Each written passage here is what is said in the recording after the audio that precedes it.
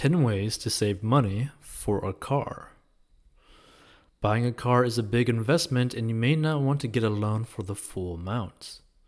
Before you start car shopping, learn how to save money for a car by setting a budget, comparing different vehicles, and setting up systems that make it more simple to save.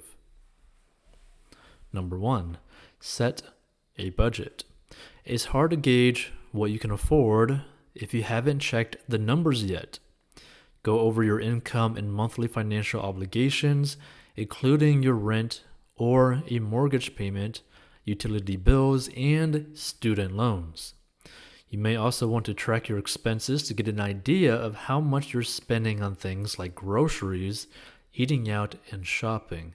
And here's the thing, right? One of the easiest ways to save money, right? Just right off the bat, is when it comes to groceries.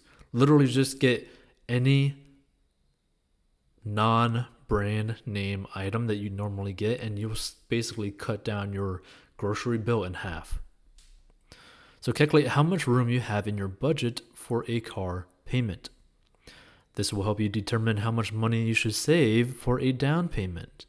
A common rule is that you shouldn't spend more than 15% of your monthly net income on a monthly auto payment. Number 2, save automatically. If you haven't set up a savings account yet, that may be a good place to start. When you're setting up a savings account for the first time, try to find a high yield account that offers a competitive interest rates and low fees. And this is typically more like purely online saving accounts. So having a savings account that is separate from your checking account can help you keep track of exactly how much money you have for a down payment for your car or to pay it in cash, which I highly recommend. One bank account may make it more difficult to keep track of your car savings as money comes in and out to pay for other things. When you set up a standalone savings account, you can also set up automatic contributions for when you get paid, which could make it easier to keep track of your new funds. Doing so can help give you a clearer picture on what you can afford. You could also try a money-saving app to help automate your savings, which a good example of this is Acorns. And if you were to go down below in the description and click on 40inbox.com, you could actually just see how to automate your investing and savings, and just click that and you could be able to download Acorns, and it just automatically invests and saves money for you. Number 3, get a side job.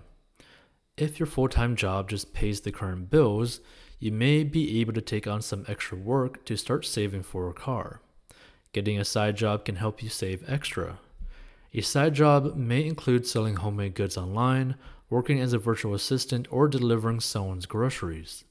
Earning a little extra cash can go a long way, giving you the chance to put more toward a car, borrow less money, and possibly lower your monthly payment.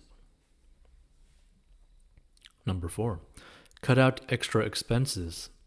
If your current budget doesn't give you much room to save for a car, see where you can lower your expenses or cut them out completely. That doesn't mean you have to permanently go without something, but it may make sense to trim costs for a set period so you can save.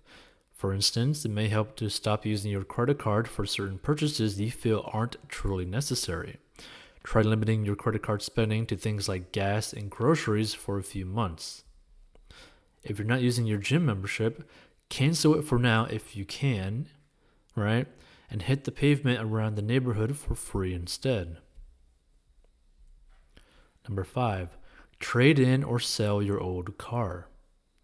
Trading in your vehicle to help fund your next purchase is often a good option to lower the overall amount you owe on your vehicle, on your new vehicle. Now the thing with this, right, you got to be careful, because if you do this to a dealership, you're going to basically get slapped around, right? Like it's going to be bad. They're going to, really undercut how much you could really trade in your car for. That being said, I have done this, and the only reason why it actually made sense was because the car was about to get to a point, because a mechanic actually looked at the car before trading it in and said, like, hey, like, you're going to have to do some like really heavy expenses to fix this car, like after a few more miles, or maybe a extra like 1,000 miles kind of thing. It's basically like letting me know, hey, this could be very expensive, and basically saying like you should really kind of think about maybe getting a different car, right? So in that specific case, it's actually better for me to trade in the car for a better car, because that car was a Mustang with over 100,000 miles. And so, yeah, let's just say not having a car with 100,000 miles is a good feeling. So to get the most money, you want to compare what different dealers will offer you for the car. Research what your car is likely worth on sites like Edmunds and Kelley Blue Book to see if your trade-in offer seems reasonable, right? Key word there, reasonable. You could also sell this to a individual. But be cautious about negative equity on your current car before you decide to trade it in. Negative equity means you owe more on your car loan than what your car is worth. If this is the case, I would never trade in that car. Never, right? Just pay off that car. If there's work to it, pay for it. Just fix it up. And then either sell it at the end of it, or get like a bridge loan to cover the cost of this negative equity with like your local credit union, and sell the car so that you have like that difference basically, and you just pay that off and get a cheap cash car. Because this is the thing, right? You do not want to carry a massive car loan. Like, you just don't. Number 6, go back a few years. Another way to know how to buy a used car and save on your purchase is to seek out a model that's a few years old, or one that doesn't have the very latest body style.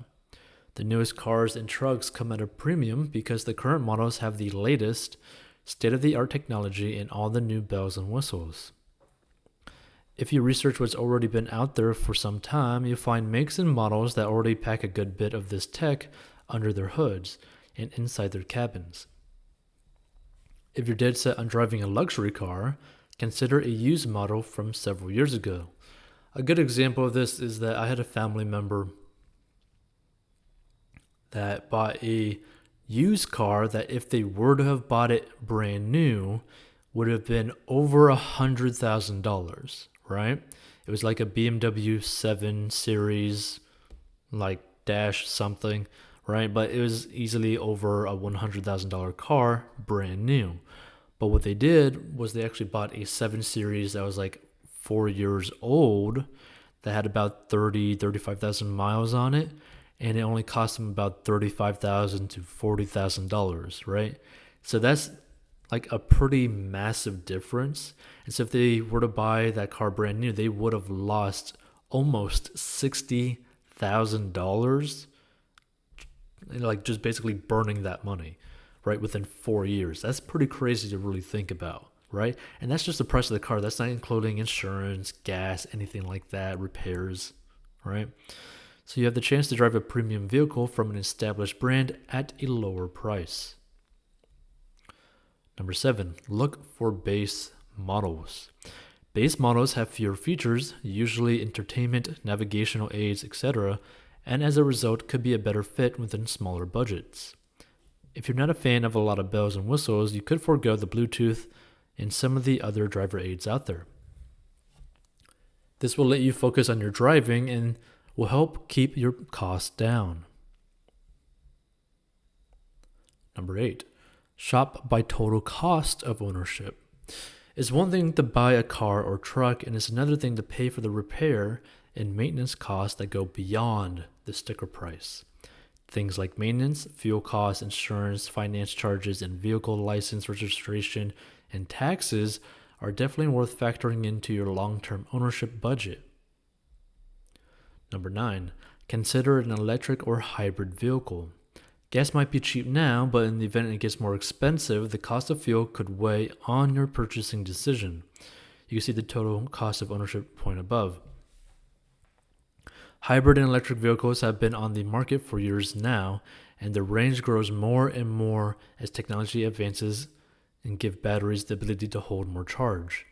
These days, almost every manufacturer offers at least one electric or hybrid version of their mainstream models as an alternative to cars and trucks that burn gasoline or diesel fuel. Many of these vehicles let drivers travel more than 45 miles on a gallon of gas. Or in the case of the 2016 Nissan Leaf, drivers can avoid the gas pump entirely and cover more than 100 miles on a fully charged battery. Or if you want a little bit more status, check out a Tesla, right? And also with the whole autopilot thing. And that's just another way that you could save a whole bunch of money just on commuting, right? And this is like really ideal for people who end up driving close to an hour to work and then an hour back, right? Like this could save you hundreds of dollars a month. Number 10, wait until the next model year. Can you wait before needing to make a purchase? If yes, use this extra time to research your needs and wait out the new models. Now, why do this? New model year vehicles and their releases can trigger sales of previous models.